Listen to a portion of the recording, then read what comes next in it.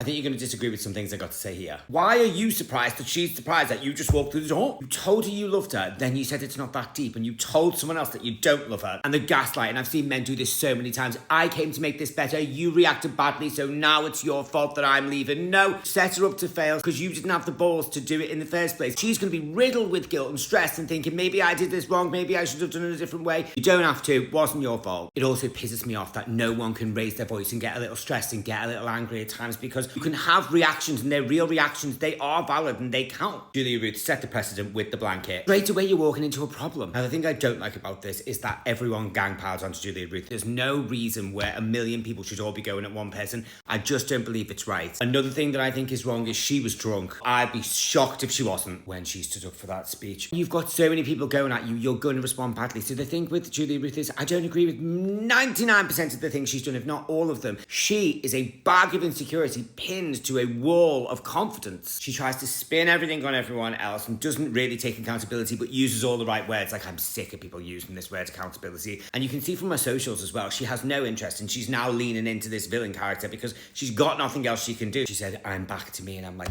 don't be proud of that. Again, insecurity. Devani is playing up to the group, sympathising with him, and I don't blame him for it, but I do think that he is somewhat leaning into the character and allowing the group to just annihilate her while he just sits back and is like, well, it wasn't even me. And I do find it a bit nuts when Stephen actually starts to defend her, but didn't defend Nelly, and I'm like, oh. I also don't really like this. Well, I answered the question honestly. It said, who do you fancy? And I said, Stephen, you knew what you were doing. You knew what your problem was, and I saw your face when you did it. Nelly is insecure about this. You're ignoring the problem in your relationship because you're trying to find another one, and then you're also being super nice to Devani. You're trying to look like you're doing it for him, but really it's about your relationship, and you're almost doing it to jab at Julia Ruth, which isn't helping the situation. And Julia Ruth is like a snake. Although she did say on her Instagram, no wrath like a woman scorned or whatever, and I'm like, I don't know where you were scorned. Pull your pussy up. I can't even say that word. I will give it to Julia Ruth. She's made some great TV. Who should leave tonight? Julia Ruth and Devani, Nelly and Stephen, April and Leo, Joe and Maeve. We'll see how many of them might leave, because I got to tell you, it wouldn't surprise me if they all stay.